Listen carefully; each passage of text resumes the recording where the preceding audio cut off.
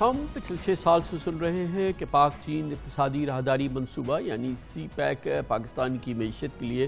Game changer ہوگا، مگر آج بھی سوال یہ ہے کہ سی پیک کہاں کھڑا ہے اور کیا واقعی یہ گیم چینجر ثابت ہو رہا ہے، اور سی پیک کے جو ثمرات پاکستان کو ملنے تھے وہ آخر کیوں نہیں مل رہے۔ فی الوقت پاکستان کے لیے یہ منصوبہ کتنا سود مند ثابت ہوا ہے، یہ سوالات ہیں جو کہ پوچھے جا سکتے ہیں اور پوچھے بھی جا رہے ہیں۔ بظاہر سی پیک منصوبوں پر چینی کمپنیز کو ادائیگیاں اس منصوبے کی راہ میں ایک بڑی رکاوٹ بن رہی ہیں، کیونکہ حکومت پاکستان اور اس کی معیشت میں سکت نہیں ہے کہ چینی بجلی کے منصوبے اور چینی قرضوں کے حوالے سے جو ادائیگیاں پاکستان کو کرنی ہیں، کیپیسٹی پیمنٹس وغیرہ جو پاکستان کو کرنی ہیں، وہ پاکستان کی معیشت کیونکہ نہ اتنی الیکٹریسٹی جو پروڈیوس کر رہے ہیں اس کی ضرورت نہیں ہے ہمارے پاس، اور پھر ہمارے پاس ادائیگیوں کے لیے یقیناً پیسے نہیں ہیں، اور سب سے بڑی امپورٹنٹ بات یہ ہے کہ پاکستانی روپے کی قدر کی گراوٹ کی وجہ سے سی پیک کے تمام منصوبے، اس پہ قرضے، اس پہ منافع پاکستانی معیشت کے لیے قبر توڑ ثابت ہو رہے ہیں۔ پچھلے سال کورونا کی صورتحال میں سی پیک سست روی کا شکار رہا، ایک ہی معاملہ تھا، مگر اس وقت ایک اور بہت اہم معاملہ ہے جو سی پیک کی رفتار پر سب سے زیادہ اثر انداز ہو رہا ہے، وہ حالیہ مہینوں میں چینی ورکرز پر پاکستان میں حملے اور دہشت گردی کی کارروائیاں۔ خیال یہی ہے کہ اس نے سی پیک کو بڑا نقصان پہنچایا ہے۔ نومبر 2019 کے بعد سے پچھلے ہفتے ویڈیو لنک پر ایک پہلی جی سی سی میٹنگ ہوئی۔ پچھلے 2 سال میں یہ سب سے اہم فورم ہے، جوائنٹ کوارڈینیشن کمیٹی پاکستان اور چین کے درمیان، جو سی پیک کے حوالے سے گفت و شنید کرتا ہے، صورتحال کا جائزہ لیتا ہے، آگے کے معاملات دیکھتا ہے، اور یہ ایک بڑا اہم فورم ہے۔ مگر 2 سال کے طویل عرصے کے بعد اس کا ایک اجلاس ہوا، اس پہ بھی کوئی بہت ہی بڑی میننگ فل ہم نے ڈیولپمنٹ نہیں دیکھی، اور اس پہ بھی زیادہ بات جو ہے وہ سی پیک سیکیورٹی پہ رہی۔ دراصل پاکستان کی موجودہ معیشت سی پیک کی بھاری ادائیگیوں کا بوجھ نہیں اٹھا پا رہی، جیسے میں نے ابھی آپ کو بتایا۔ بادی النظر میں سی پیک کی کچھ خفیہ شقیں بھی ہیں جو کہ ماہرین کہتے ہیں کہ اس سے چین کو فائدہ زیادہ اور پاکستان کو نقصان پہنچ رہا ہے۔ جی ہاں، یہ منصوبہ چین کی امداد یا بلا معاوضہ سرمایہ کاری نہیں بلکہ کمرشل لونز پر مشتمل ہے، جن میں ریاستی گارنٹی اور مبینہ سخت شرائط بھی لاگو ہیں۔ تمام معاہدوں میں شرح سود، سرمایہ کاری پر گارنٹیڈ منافع اور کیپیسٹی پیمنٹ ڈالرائزڈ ریٹرن، یعنی کہ ڈالر کی مد میں آپ نے ریٹرن دینے ہیں۔ سی پیک پاور پروجیکٹ پر پچھلے سال 900 ارب روپے کی کیپیسٹی پیمنٹ پاکستان نے کی ہے، اور یقیناً یہ معاملہ آگے چل کے مزید گھمبیر ہو رہا ہے، اور ان معاملات کی وجہ سے پاکستان کے جو گردشی قرضے ہیں وہ اب صرف سی پیک کی وجہ سے نہیں مگر اس سے منسلک معاملات کی وجہ سے 2500 ارب روپے کے پاکستان کے گردشی قرضے سرکولر ڈیٹ ہو چکا ہے۔ تشویشناک بات یہ ہے کہ 40% چینی قرضوں میں پبلک یا پرائیویٹ فائنینسنگ کا فرق ہی نہیں ہے، فائنینسنگ کا نصف حصہ ایکسپورٹ بائرز کریڈٹ کی شکل میں ہے، جس کا مطلب یہ ہے کہ چینی اداروں نے پاکستان میں سی پیک کے لیے آلات اور اشیاء ان اداروں سے خریدنے کا ایسا معاہدہ کیا جن کی منظوری چینی حکومت دے گی۔ یہی وجہ ہے کہ سی پیک کے تقریباً تمام منصوبے چینی ٹھیکیداروں کو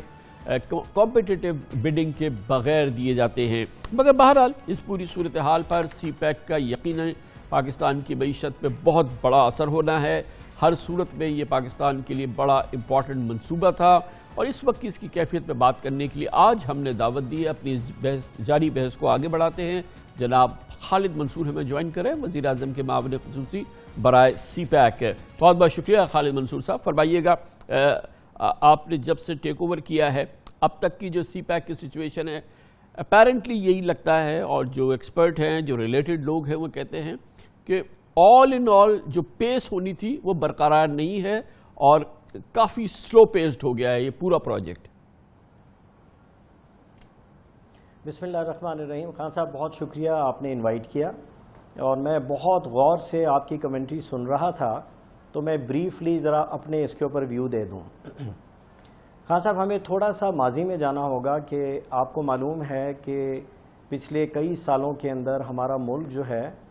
وہ ایک سیریس کرائسس تھی، پاور کرائسس تھی، کیونکہ میرا تعلق کافی عرصہ پاور سیکٹر سے رہا، تو 12 سے 18 گھنٹے کی لوڈ شیڈنگ، اور اس کے بعد اس وجہ سے ہماری اکانومی ورچولی ڈی ریل ہو گئی، اور جس وقت ہمارے پاس بجلی اویلیبل ہوتی تھی تو اس ملک میں جی ڈی پی گروتھ 6 سے 7% تھا، اور جس وقت یہ کرائسس آیا انڈسٹری ہماری بند ہو گئی, اکانومی ڈی ریل ہو گئی اور ہمارا جی ڈی پی گروتھ جو ہے وہ 3-3.5% پہ چلا گیا. دوسرا جو ہمارا پاور سیکٹر کا ایشو یہ تھا کہ ایک تو بجلی نہیں تھی اور جو بجلی ہم تیار کر رہے تھے وہ بہت مہنگی تھی, کیونکہ ہمارا جو چوائس آف فیول ہے وہ دنیا کا سب سے ایکسپینسو جو فرنس آئل بیس تھا اور وہ بھی امپورٹڈ تھا. جبکہ دنیا میں جتنے بھی ممالک ہیں, اور یہ میں بالکل آپ کو بالکل حقیقت پہ مبنی بات کر رہا ہوں, کہ دنیا میں جتنے بھی ممالک ہیں چاہے وہ ڈیولپڈ کنٹریز ہیں یا ڈیولپ کنٹریز ہیں یا انڈر ڈیولپڈ ہیں, ان سب کے اندر میجورٹی آف پاور جنریشن جو ہے وہ کول پہ بیس ہوتی ہے, اور ہمارے ملک میں 1 میگا واٹ بھی کول پہ نہیں تھی. دوسری طرف اگر ہم دیکھیں کہ ہمیں اللہ تعالیٰ نے ایک ہیوج ریزرو دیا ہے کول کا جو کہ تھر کی شکل میں ہے, اور وہاں پر کوئی جو ہم ایسٹیمیٹ کرتے ہیں 185 بلین ٹن آف کول ہے یا 175 بلین ٹو بی امپورٹنٹ, جو ود ان 9000 اسکوائر کلومیٹر کے اندر ہے. ہماری اس کے اوپر کوئی کنوکشن نہیں تھی, اور اس پر 70 سال کے اندر ہم یہی کہتے رہے کہ وہ پروجیکٹ جو ہے وہ ہم ڈیولپ کر سکتے ہیں, وہ ایکسپلائٹ ہو سکتا ہے, نہیں ہو سکتا. لیکن جس وقت اس کے اوپر پبلک پرائیویٹ پارٹنرشپ پہ کام شروع ہوا, اور جو دنیا کی ایک موسٹ ایکسپیرینس کمپنی ہے جرمنی کی, اس کے ساتھ RWE اس کا نام ہے, اس کے ساتھ جب ایک ڈیٹیل فیزیبلٹی بینکیبل فیزیبلٹی ہوئی جس کی وجہ سے یہ پروو ہوا کہ یہ technically and economically viable proposition ہے, تو اس وقت کہیں بھی اس کی فائنینسنگ اویلیبل نہیں تھی. مجھے یاد ہے کہ جس وقت میں اینگرو میں تھا تو میں پہلا CEO تھا سندھ اینگرو کول مائننگ کمپنی کا, اور ہم نے نارتھ امریکن لینڈرز سے بھی بات چیت کی, یورپین سے بھی کی, لیکن سب نے ریفیوز کر دیا کہ وہ کول بیس پاور پروجیکٹ کی فائنینسنگ نہیں کریں گے. تو یہ صرف چائنا کی ہی فائنینشیل انسٹیٹیوشن ہے جنہوں نے کول بیس پاور پروجیکٹ کے اوپر فائنینسنگ ہمیں دی. یہ اب میں نے آپ کی بات سنی, میں نے آپ کی بات بالکل سنی. یقیناً فائنینسنگ اویلیبل نہیں تھی, چائنا نے آفر کیا, چائنا نے فائنینسنگ ہمیں پرووائڈ کی, لیکن یہ ہمیں دیکھنے کا کام تھا, یہ ہمارا تھا کہ ہم اگر نئے پروجیکٹس لگا رہے ہیں تو ہم اب مثال کے طور پہ کول کو ہم نے کہا کہ اب ہم کول لگاتے ہیں, مگر کیا یہ واقعی ایک وائبل تھا کہ ہم آسٹریلیا سے کول لا کے ڈیپ پنجاب میں کول کا پاور پلانٹ لگائیں؟ یعنی کہ کیا واقعی یہ ایک does it make any sense? دوسری چیز یہ کہ ہم کن ریٹس پہ فائنینسنگ حاصل کر رہے ہیں, اور کیا ہم اس کے لیے ہم کیپیسٹی پیمنٹس یا ہم اس کے جو ریٹرنز دے رہے ہیں کیا یہ وائبل ہے یا نہیں؟ صرف بجلی کے لیے فائنینسنگ اویلیبل ہونا تو کوئی وہ نہیں ہے, لیکن کوئی پرائیویٹ سیکٹر میں اگر آپ کوئی کارخانہ لگاتے ہیں تو آپ کو یہ دیکھنا ہوتا ہے کہ کیا اس کی جو فائنینشیل کاسٹ ہے وہ آپ پوری کر سکتے ہیں یا نہیں, کیا آپ کا جو بزنس ہے کیا وہ فائنینشیل کاسٹ کر سکتا ہے اور آپ کو اس کا کوئی ریٹرن مل سکتا ہے یا نہیں. صرف یہ تو کافی نہیں تھا کہ ہمیں فائنینسنگ اویلیبل نہیں تھی, فائنینسنگ اویلیبل ہو گئی, لیکن ایٹ واٹ کاسٹ؟ خان صاحب مجھے اب اس کا جواب دینے دیں. آئی تھنک یہ کافی ایک رانگ پرسیپشن ہے, کیونکہ دیکھیے پہلی چیز تو یہ ہے کہ کیا پاور پلانٹ لگنے چاہیے تھے یا نہیں لگنے چاہیے. اور مجھے وہ زمانہ یاد ہے کہ جس وقت ہر بندہ ایوری بڈی یوز ٹو کرائے کہ جی expensive electricity is better than no electricity, کیونکہ سارا کا سارا ہماری معیشت جو ہے وہ ڈوبتی چلی جا رہی تھی. پہلا بات.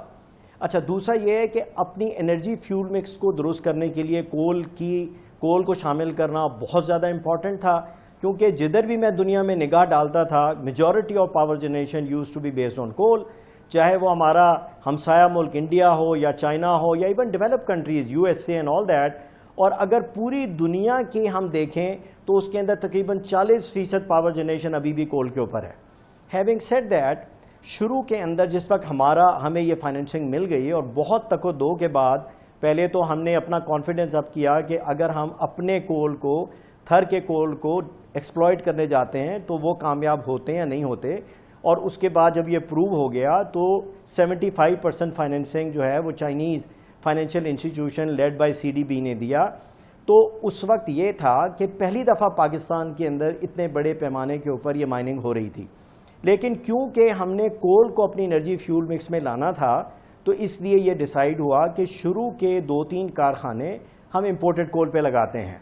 کیونکہ اگر امپورٹڈ کول پہ بھی میں جو فیول کاسٹ کمپوننٹ سے دیکھوں ورسز فرنس آئل, کیونکہ ملک کے اندر تقریباً 38% پاور جنریشن وہ فرنس آئل پہ ہو رہی تھی.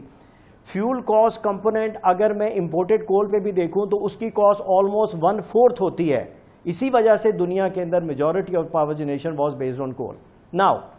کس ریٹ پر اویلیبل ہوا پھر وہ فائنینسنگ؟ دیکھیے میں نے پچھلے اپنے کئی دہائیوں کے اندر بے شمار پاور پروجیکٹ پہ کام کیا ہے، اور شروع کے اندر جو پروجیکٹ تھے وہ انٹرنیشنل فائنینسنگ پہ تھے،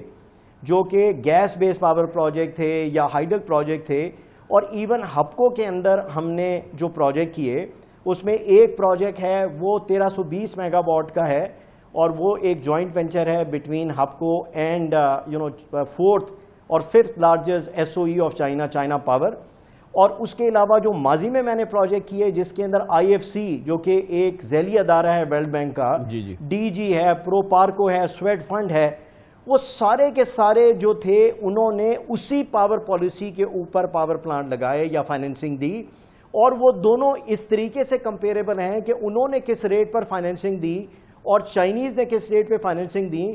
تو چائنیز فائنینسنگ یا برابر ہے یا اس سے بہتر ہے. تو یہ اگر آپ ایپلز ٹو ایپلز کمپیریزن کریں کہ پہلی بات جس طرح میں کہہ رہا ہوں کہ ہمیں ہر صورت ضرورت تھی کہ ہم نے پاور کرائسس کو ختم کرنا ہے، اسی وجہ سے پاور پلانٹ لگے، اور وہ پاور پلانٹ کول پہ بھی لگے. پھر مائننگ بھی ہم نے ڈیولپ کرنی تھی تاکہ ہمارا انڈیجنس کول اویلیبل ہو سکے. اب ماشاءاللہ جو مائننگ ہے وہ کامیاب ہو چکی ہے، 2 پاور پلانٹ اس کے اوپر چل رہے ہیں، بڑے ہائی ہیں میرے ٹوٹل پہ. یہ سارا جو ڈیویڈنڈ تھا، جو سارا ڈیویڈنڈ آنا تھا، جو اس کا ہمیں ریٹرن ملنا تھا پاکستان کی اکانومی کو، وہ تو ہمیں نہیں ملا، اس لیے کہ ہم نے جب یہ ایگریمنٹس کیے چین کے ساتھ اور یہ تمام معاملات کیے تو ہم نے تو اپنی ضرورت سے زیادہ کارخانے، اپنی ضرورت سے زیادہ بجلی، اپنی ضرورت سے زیادہ اپنی کیپیسٹی پیمنٹس وغیرہ کے تمام معاملات جو تھے وہ ہم نے چین کے ساتھ اس کا معاہدے کیے. اور یقیناً یہ ہمیں اپنی اسی لیے اب وہ اتنے مہنگے پڑ رہے ہیں کیونکہ ہمیں بجلی چاہے ہمیں ضرورت ہو نہ ہو ہمیں اس کی کیپیسٹی پیمنٹ دینی ہے، اور وہ اس نرخ پہ دینی ہے جو کہ ہم افورڈ نہیں کر سکتے. تو پھر یہ تو ہم چین کو تو جو بھی کریں، لیکن ہمارا بھی تو کتنا بڑا ہم نے یہ غلط کیلکولیشنز کی ہیں، ساری مس کیلکولیشنز ہیں کہ ہم نے اپنی ضرورت سے کہیں زیادہ جو ہے وہ بجلی خریدنے کے معاہدے کر لیے اور بجلی کے منصوبے شروع کرا دیے. خان صاحب دیکھیے 2 چیزیں ہیں. پہلی چیز تو ہم یہ کہہ رہے ہیں کہ جو چائنا سے معاہدے ہوئے کیا وہ مہنگے ہوئے؟ جواب ہے نہیں، مہنگے نہیں ہوئے، اسی ریٹ پہ ہوئے جو کہ اینی ادر انٹرنیشنل لینڈر کے ساتھ معاہدے ہوئے ماضی کے اندر. یہ میں بہت وثوق کے ساتھ آپ سے بات کر رہا ہوں. پہلی چیز یہ ہے کہ وہ معاہدے کی بیسس کیا تھی؟ وہ پاور پالیسی ہے. وہ پاور پالیسی جو ہے وہ 1994 سے ملٹیپل پاور پالیسیز آئیں. 1994 میں آئی، 1995 میں آئی، 2002 پاور پالیسی، اور 2015 جس کی بیس پہ یہ کول بیس پاور پلانٹ لگے. تو وہ جو بھی انسینٹیوز ہیں یا جو بھی پروسیس ہے جس کی بیس کے اوپر پاور پروجیکٹ ڈیولپ ہوتے ہیں، پھر اس کے بعد وہ پہلے آپ پی پی آئی بی سے ایل او آئی لیتے ہیں، پھر اس کے بعد آپ فیزیبلٹی لے کے جاتے ہیں، پھر اس کے بعد آپ ٹیرف کی ڈٹرمنیشن نیپرا سے کرتے ہیں، نیپرا پہ ٹیرف ڈٹرمن کرتا ہے. ڈٹرمن کرنے کے بعد وہ آپ اس کو ساری چیزیں اس کو دکھانی ہوتی ہیں کہ کیپٹل کاسٹ کتنی ہے، کتنا اس کے اندر ڈیٹ ہے، کتنی اس کے اندر ایکویٹی ہے، کتنی دیر کے اندر آپ نے اپنے لون کو ریٹرن کرنا ہے، اور آپ کو ٹیرف کے اندر کتنا ریٹرن آن ایکویٹی دینا ہے ایز پر پالیسی. تو یہ تو ایک پاکستان کی پاور پالیسی تھی جو نہ صرف چائنیز کے لیے اویلیبل تھی بلکہ دنیا میں کسی بھی انویسٹر کو اویلیبل تھی. اور وہ جو لینڈرز آئے فرام یورپ اور نارتھ امریکہ، اس سارے دورانیے کے اندر انہوں نے اسی پالیسی کے سامنے رکھا.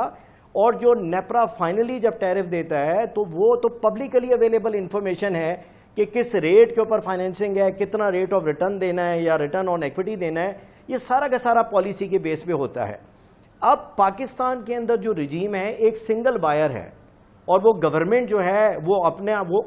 وہ گورنمنٹ آپ کو مجبور کرتی ہے یا اوبلائج کرتی ہے کہ جتنی بھی پاور آپ بنائیں گے وہ 100% آف ٹیک مجھے کرنی ہے. تو اس کا مطلب یہ ہوا کہ اب اگر گورنمنٹ اس کو نہیں آف ٹیک کر رہی تو جس نے پاور پلانٹ لگا لیا ہے اس نے تو اپنی ذمہ داری پوری کر لی.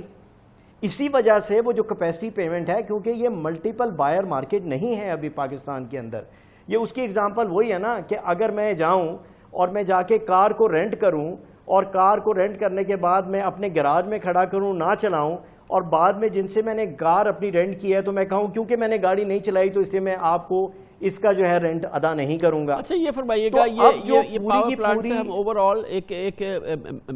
جی فرمائیے۔ یہ بڑا مسکنسیپشن ہے سر۔ دیکھیے بات ساری یہ ہوتی ہے کہ آپ کو اگر ان انٹرپٹیڈ پاور سپلائی دینی ہے تو اس کے اندر کیا ہوتا ہے کہ آپ جب گرمیوں میں جاتے ہیں تو آپ کی پیک ڈیمانڈ 26-27 ہزار میگا واٹ ہو جاتی ہے۔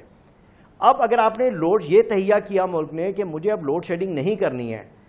لوگوں کے لیے بھی اور کارخانوں کے لیے بھی، تو آپ اپنی کیپیسٹی اس کے مطابق لے کے لگاتے ہیں اور گورنمنٹ پھر آپ کو اپروول دیتی ہے۔ اگر آپ اپلائی کرتے ہیں تو لا محالہ وہ سپلائی ڈیمانڈ دیکھتے ہیں اور اس کے مطابق اس آبجیکٹیو کو اچیو کرنے کے لیے ان سارے پلانٹس کی اپروول دی گئی۔ گرمیوں میں 26-27 بھی ہوتی ہے، سردیوں میں بھی ہمیں 8-9 ہزار 10 ہزار میگا واٹ بھی ہو جاتی ہے، پے ہمیں 26-27 کا کرنا ہوتا ہے۔ اس کا ایشو کچھ اور ہے نا خان صاحب، دیکھیں خان صاحب اس کا ایشو دیکھیں نا، روٹ کاز دیکھیں۔ روٹ کاز یہ ہے کہ پاکستان میں کیونکہ انڈسٹریلائزیشن ختم ہو گئی اور اس وجہ سے آپ کے پاس جو کارخانے لگنے تھے وہ نہیں لگے، اور ہوتا کیا ہے کہ آپ کی جو ویریشن آتی ہے، پاکستان ایک واحد ملک ہے کہ جس کے اندر اتنی سکلیکیلٹی ہے پاور ڈیمانڈ کے اندر۔ جس وقت آپ کے ہاں ڈومیسٹک پاور کنزمپشن بڑھتی ہے، this is all because of air conditioning, تو آپ کی 26-27 ہزار چلی جاتی ہے۔ جب سردیاں آتی ہیں وہ بند ہو جاتے ہیں، تو ہمیں لا محالہ، اور وہ چکن اور ایگ سچویشن ہے کہ آپ کے پاس انڈسٹری کیوں نہیں لگ رہی، کیونکہ وہ سسٹینیبل آف ٹیک ہوتی ہے۔ یہ بات یہ فرمائیے گا کہ یہ میں نے سنی آپ کی بات، جی اب ہو گئی، بہت تفصیل ہو گئی۔ اب مجھے ذرا اس کلیدی سوال کا جواب دیجئے پلیز، کہ یہ جو اس میں خفیہ شقیں ہیں پورے سی پیک کے معاہدوں میں، جو خفیہ شقیں ہیں جو کہ کسی سے ڈسکس نہیں ہو سکتی، کسی کو بتائی نہیں جا سکتی، ان منصوبوں کو ہم دیکھ نہیں سکتے جن کے ہم سودے کر رہے ہیں، جن کی ہم ادائیگی کر رہے ہیں، ان کی کوئی آڈٹ نہیں ہے، ان کی کوئی ڈیو ڈیلیجنس نہیں ہے، یہ جو پورا اس کے اندر جو ایک پردہ داری اور رازداری کے جو عوامل ہیں، یہ کتنے ہمیں کھا رہے ہیں؟ خان صاحب دیکھیے، پہلی چیز تو یہ ہے کہ دیکھیے فیز ون کے اندر تقریباً $25 بلین کی انویسٹمنٹ آئی۔ اس کے اندر سکوپ کیا تھا؟ پاور پلانٹ لگے، کول بیس پاور پلانٹ، اس کے بعد آپ نے کچھ ہائیڈل پلانٹ تو انڈر کنسٹرکشن ہے، اس کے بعد ونڈ کے پاور پلانٹ لگے اور سولر کے لگے۔ میں نہیں سمجھتا کہ اس کے اندر کوئی پردہ داری ہے۔ میں نے آپ کو بتا دیا کہ کس پروسیس سے پہلے پالیسی ہوتی ہے اور پالیسی کے بعد ایک بڑا ڈیٹیل سیکوینشل ٹرانسپیرنٹ پروسیس ہوتا ہے کہ آپ پہلے ایل او آئی لیتے ہیں پی پی آئی سے، پھر اس کے بعد ٹیرف ڈٹرمینیشن نیپرا کرتی ہے، اور اس کے بعد پھر آپ کی فائنینسنگ ہوتی ہے۔ پھر جب فائنینسنگ ہونے کے بعد پروجیکٹ لگ جاتے ہیں تو پھر دوبارہ آپ نیپرا کے پاس جاتے ہیں ٹیرف ٹرو اپ کرنے کے لیے، اور یہ ساری کی ساری انفارمیشن جو ہے کہ کتنی کیپٹل کاسٹ ہے، بیچ میں ایک لفظ سوال کیا، پروجیکٹ لگ جاتے ہیں کس کاسٹ پہ لگ رہے ہیں، کیا یہ چیپسٹ لگ رہے ہیں، کیا یہ بیسٹ ہمیں ڈیل مل رہی ہے، یہ کیسے ڈیٹرمن ہوتا ہے؟ سر یہ نیپرا کرتی ہے نا، یہ دیکھیں نیپرا آپ کا ریگولیٹر ہے۔ دیکھیں جتنی میں نے نیگوشیشن کی ہے نیپرا سے، وہ جس وقت آپ اپنی کاسٹ لے کر جاتے ہیں وہ ہر چیز کو پوچھتے ہیں کہ آپ کا بوائلر جو ہے کتنے کا لے رہے ہیں، آپ ٹربائن کتنے کی لے رہے ہیں۔ یہ that is why you have the regulator, وہ انڈیپینڈنٹ ریگولیٹر ہے، تبھی جا کر وہ آپ کا ٹیرف جو ہے ڈٹرمن کرتا ہے۔ آپ ریگولیٹر کو بتا دیتے ہیں، میں عرض کر رہا ہوں، آپ بتا دیتے ہیں کہ میں بوائلر میں نے $5,000 کے لیا، میں نے ٹربائن $10,000 کی لی، میں نے یہ چیز $5,000 کی لی، لیکن یہ نیپرا کا تو اختیار نہیں ہے کہ وہ یہ دیکھے کہ کیا اس سے سستا اویلیبل تھا، کیا اس سے بہتر آپشن اویلیبل تھا، کیا یہی بیسٹ ڈیل اویلیبل تھی، جو کہ ہر خریداری میں حکومت پاکستان کو کرنی ہوتی ہے، پیپرا کے تحت ہوتی ہے نا سر ہر خریداری، مگر یہاں تو کسی طرح کی ہم دو طریقے ہوتے ہیں۔ جی فرمان صاحب دیکھیں دو اپروچز ہیں نیپرا کی۔ ابھی تک جو ماضی میں پروجیکٹ لگے وہ کاسٹ پلس ہوتے ہیں، اور کاسٹ پلس وہی ہے جو آپ کہہ رہے ہیں، جس کے اندر باقاعدہ مہینوں لگ جاتے ہیں یہ ڈٹرمن کرنے کے لیے ٹیرف کے لیے کہ آپ کو کیپٹل کاسٹ وہ کتنی الاؤ کریں گے، اس کے اندر ای پی سی کتنی ہوگی، نان ای پی سی کتنی ہوگی، بہت ڈیٹیل کے اندر نیپرا اس چیز کا تجزیہ کرتی ہے۔ پھر جس وقت پاکستان کے اندر میجر کرائسس آئے تو گورنمنٹ نے ڈیسائیڈ کیا ایک ہم اپ فرنٹ ٹیرف دیں گے، اور اپ فرنٹ ٹیرف کے اندر انہوں نے بتا دیا کیا انسینٹیو آپ کے پاس اویلیبل ہیں، کتنی آپ کے پاس کیپٹل کاسٹ ہے، جس نے لگانا ہے لگا دے، اور اس کی بیس کے اوپر کچھ پروجیکٹ جو ہے وہ 2015 کے وہ اپ فرنٹ ٹیرف پہ ہوئے۔ اب بات ساری یہ ہے کہ میں جو آپ سے بات کہہ رہا تھا وہ بیچ میں رہ گئی کہ اس کے بعد ایک اور موقع ہوتا ہے کہ جس وقت آپ کا پروجیکٹ کمپلیٹ ہو جاتا ہے تو آپ پھر نیپرا کے پاس جاتے ہیں اپنا ٹیرف ٹرو اپ کروانے کے لیے، اور اس کے اندر پھر دوبارہ سے وہ ساری کاسٹ کو دیکھتے ہیں. اور میرا تجربہ تو یہ ہے کہ جتنے پروجیکٹ میں نے کیے ہیں پاور کے اندر، جب ٹرو اپ کرنے کے لیے گئے اس کے اندر کئی دفعہ ایسے ہوتا ہے کہ مزید نیپرا جو ہے وہ کٹوتی کر دیتی ہے، ای پی سی میں بھی کرتی ہے، نان ای پی سی میں بھی کرتی ہے. تو جو ٹرانسپیرنسی کی بات آپ کر رہے ہیں نا جہاں تک پاور پروجیکٹ ہیں، اور دوسرا میں نے آپ کے سوال کا جواب دے دیا کہ اس کے اندر جو آپ کو انٹرسٹ کاسٹ ہے جو کہ چائنیز بیس پاور پروجیکٹ ہیں یا باقی دوسرے انٹرنیشنل لینڈر ہیں، بالکل کوئی فرق نہیں ہے. تھینک یو سو مچ. جناب خالد منصور سے ہماری یہ گفتگو جاری ہے، اور اس کا اگلا حصہ، یہ بڑا دلچسپ گفتگو ہے، اس کو مجھے جاری رکھنی ہے، اور اس کا اگلا حصہ ہم آپ کو کل کے پروگرام میں آپ کے سامنے انشاءاللہ رکھیں گے.